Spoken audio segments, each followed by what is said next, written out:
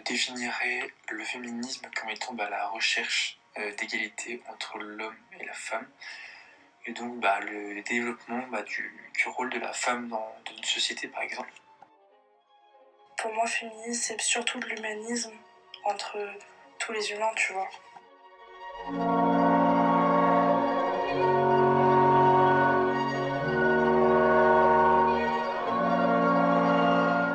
Moi, le féminisme, c'est dénoncer le rapport de force que les hommes ont sur les femmes dans notre société, donc cette société patriarcale, et donc du coup donner parole aux femmes. Mais pour moi, le féminisme, c'est pas seulement ça, c'est aussi un moyen c'est un mouvement qui a permis pour moi de dénoncer plus que la position des femmes vis-à-vis de cette société. Ça a permis de dénoncer aussi la grossophobie. Ça a permis aussi de dénoncer, par exemple, le fait que les femmes voilées sont mal vues aujourd'hui en France. Ça a permis de dénoncer tellement de choses. Il y a un lien aussi avec le milieu queer, avec la communauté LGBTQIA+, si je ne me trompe pas. Par exemple, avec les femmes transgenres, voilà.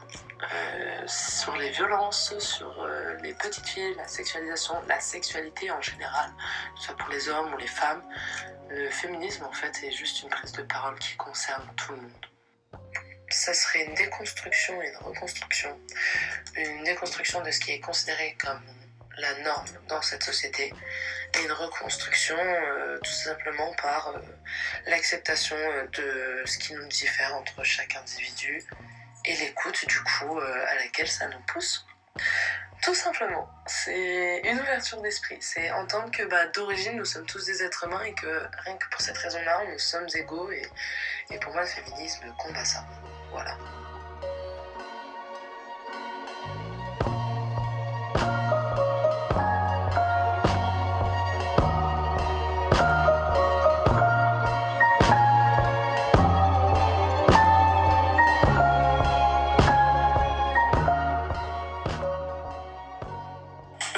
En fait, en tant que garçon, au début, on en entend parler comme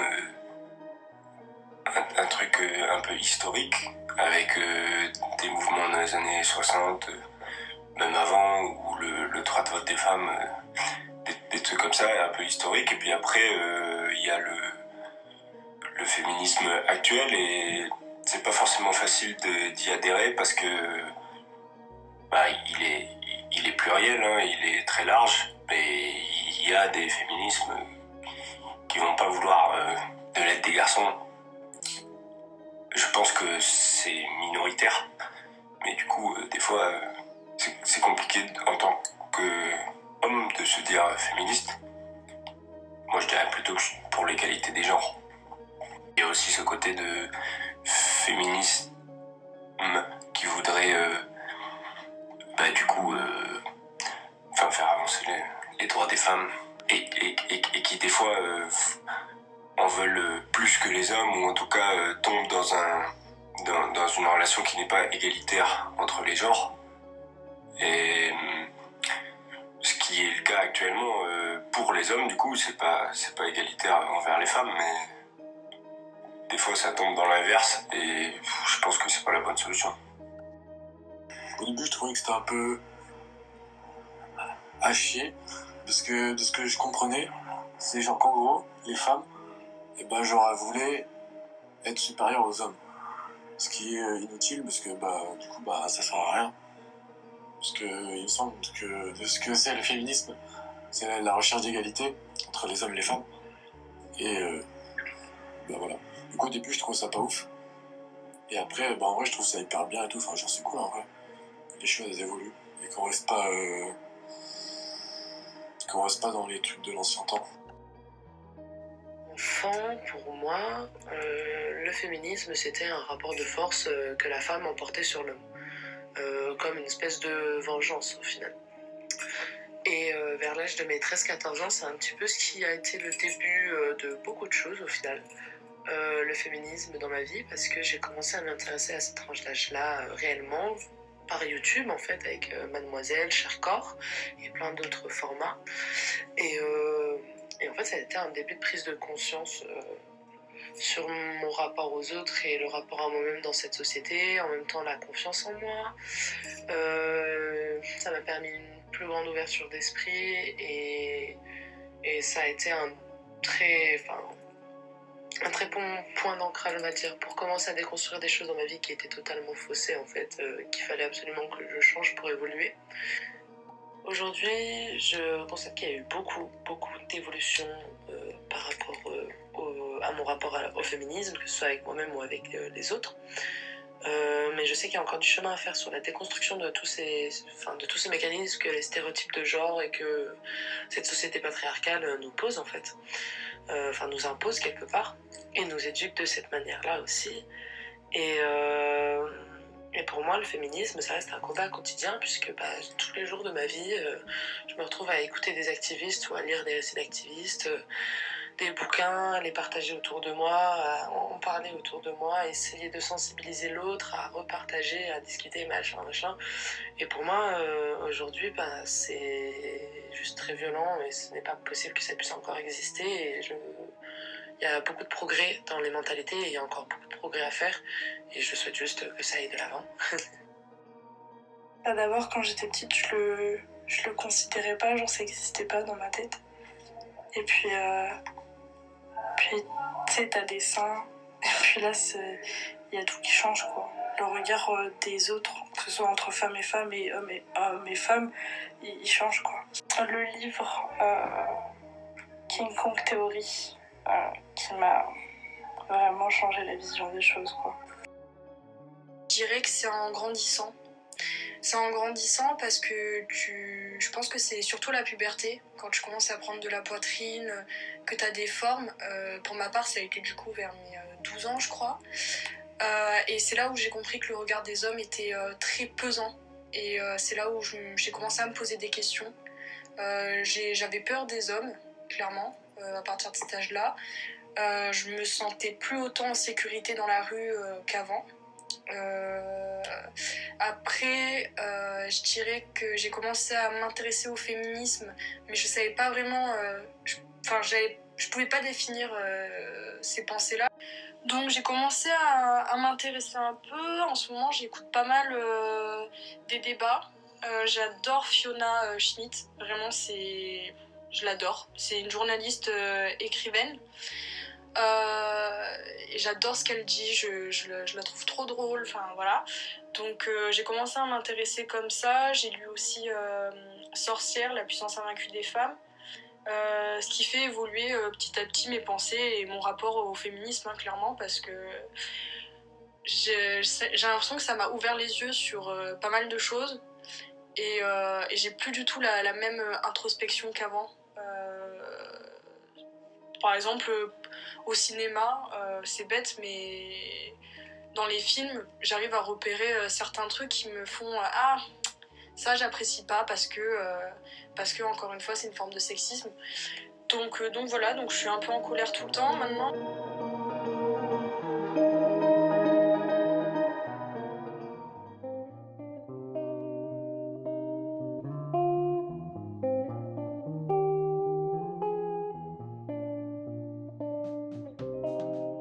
Une expérience perso qui a changé mon rapport à la vision du féminisme et de la femme et de sa place dans le monde et dans la société surtout. C'est toutes les discussions avec mes copines, en fait. Et d'ailleurs, je les remercie du coup de discuter avec moi et je pense que c'est comme ça qu'on fait avancer les choses en parlant tous ensemble et en échangeant aussi nos points de vue de garçons du coup, parce que le patriarcat nous fait pas forcément du bien non plus. Mais voilà, donc tous ces ressentis vus de l'intérieur, dits par mes copines ou même par des proches, tu vois, c'est ça qui transforme ma vision des choses, quoi. La sexualisation, en fait.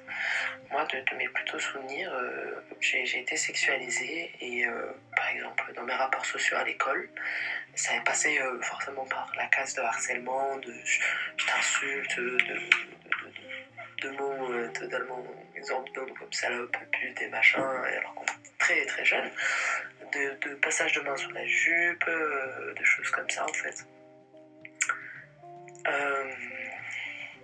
Et puis plus tard, vers l'adolescence, ça a été par rapport à mes choix, mes droits et mes désirs.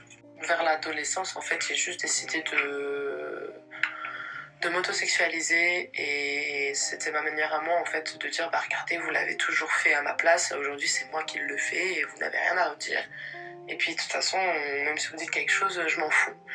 Et donc ouais, c'était un peu ma manière à moi de lever mon majeur en l'air et de dire que j'en avais ras-le-bol en fait.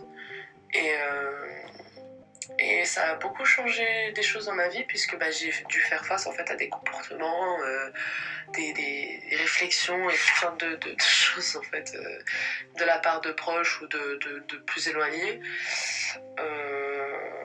qui étaient pour moi totalement déplacées. Et donc cette autosexualisation et cette confrontation en fait que j'ai eue m'a permis à moi à un moment donné, parce que bien sûr évidemment au début j'étais totalement perdue entre ce que moi je pensais et ce que les autres pensaient de moi au final. Et avec le temps j'en ai eu marre d'être perdue dans tout ça, je me suis dit attends mais je le fais et puis je l'assume en fait et puis c'est ce que je suis aussi peut-être quelque part, j'en sais rien. Et juste bah moi j'aime et j'ai pas de, c'est mes droits en fait et j'avais pas ce truc de me dire enfin j'ai fini par me dire au final tant pis, je vais le faire et ça m'a juste permis de m'assumer avec le temps. Voilà, il y a des choses que je continue de non bien sûr mais parce qu'on évolue aussi et qu'on change au fil des années mais voilà, ça a été un début de je m'en bats les steaks. Ça a été une affirmation de ma féminité, de ma personne, de la sexualité, la sexualisation. Ça a été les points principaux. En fait, ce sont des points principaux dans ma vie qui m'aident, on va dire, à évoluer et où je tourne les choses à ma manière. Voilà. Et tout en n'ayant plus rien à faire de ce que les gens vont dire là-dessus. Homme, femme, ou non-binaire, ou peu m'importe. D'abord, en observant les hommes autour de ma mère. Vraiment, là, j'ai compris qu'il y avait des regards, des jeux de séduction qui m'ont très vite dégoûtée. Et j'avais du mal à comprendre pourquoi tous les hommes considéraient ma mère comme un objet sexuel, on entend bien. Et dès petite, j'ai commencé à protéger ma mère.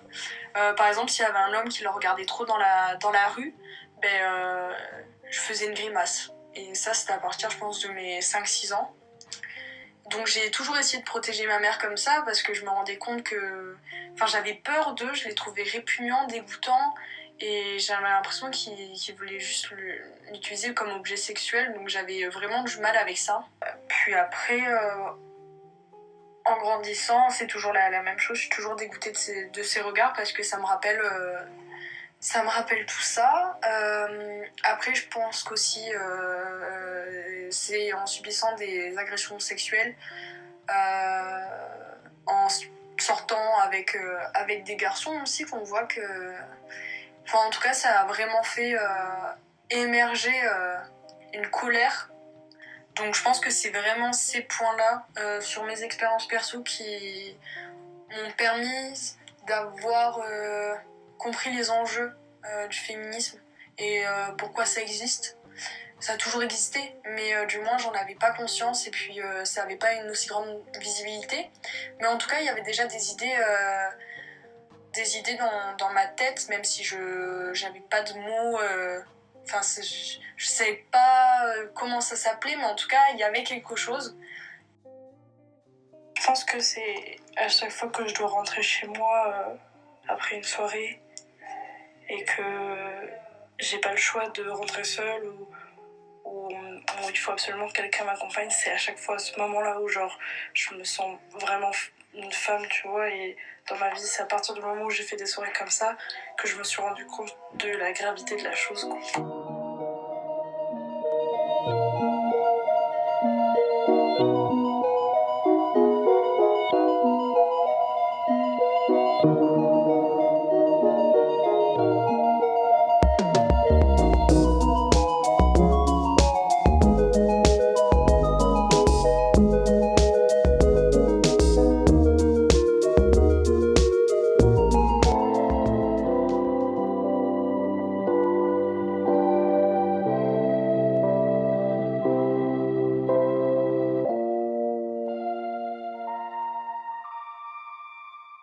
Comment est-ce que je cultive ma féminité et ma masculinité?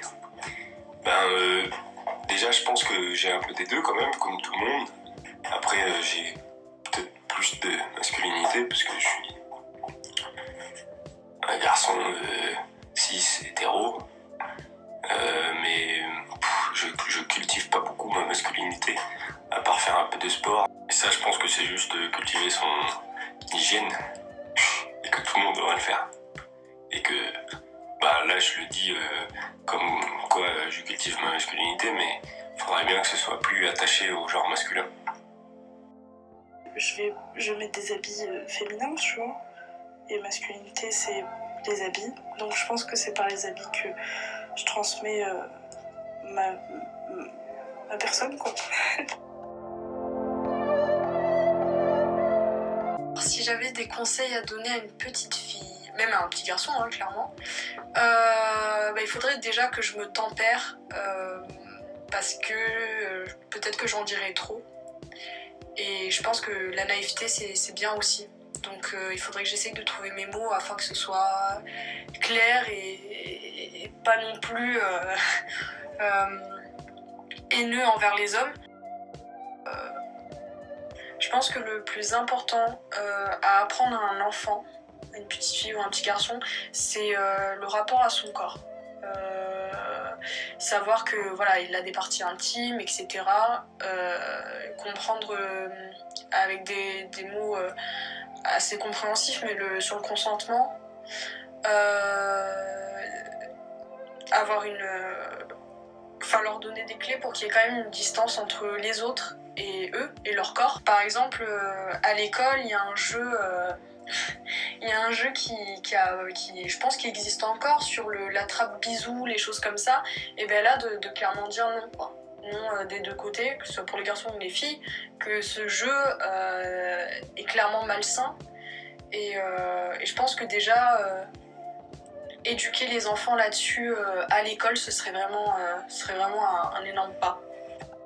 C'est d'oser, que rien n'est impossible à qui est motivé pour faire quelque chose, et c'est pas du tout le genre auquel tu appartiens, ni même le sexe qui va définir ce dont tu es capable.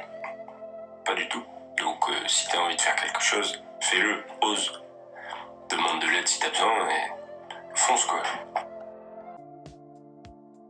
Une femme qui m'inspire, je sais pas, à part Lana Del Rey, parce que c'est ma chanteuse préférée, mais je la trouve tellement belle, tellement charismatique. Elle écrit toutes ses musiques, elle a fait des clips et je la trouve incroyable et elle m'inspire énormément. Même s'il y a eu un drama sur elle il y a quelques temps parce que elle dénonçait le fait qu'elle on critiquait souvent ses paroles.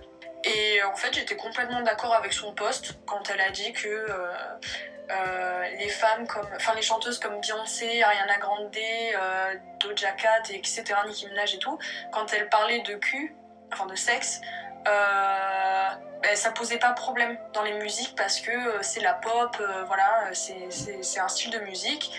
Or, Lana Del Rey, c'est pas du tout son style, et pourtant dans ses musiques, elle pouvait avoir des propos sur les hommes, sur les violences qu'elle a pu subir, etc. Donc Simone de Beauvoir, sa phrase « On ne naît pas femme, on le devient » m'avait marqué. Je pense que une personnalité féminine qui m'a marqué, ce serait, je pense, Simone Veil, à travers la défense qu'elle a pu fournir pour l'IVG. Là, je trouve que c'est très important et voilà, je pense que c'est une figure très importante du féminisme. Une femme qui m'inspire, ce serait Jennifer Lawrence, parce qu'elle a une aisance que pas toutes les femmes d'Hollywood ont. C'est Nouria Newman, c'est une championne de kayak extrême. Donc c'est une fille qui part en voyage avec un kayak de 30 kg sur le dos et qui va faire des chutes de 20-30 mètres en kayak. Elle a fait un trip seule en Himalaya et en fait elle fait des trucs c'est un sport très masculin et en fait elle envoie autant que les hommes et le seul moment où elle se sent en difficulté, c'est pour les portages, parce que le matériel est très lourd et que elle, qui pèse 50 kilos, elle n'a pas la même facilité à porter un kayak de 30 qu'un homme qui a pesé 70-80. Mais tout le reste, techniquement, etc., mentalement, elle est hyper forte et c'est hyper inspirant.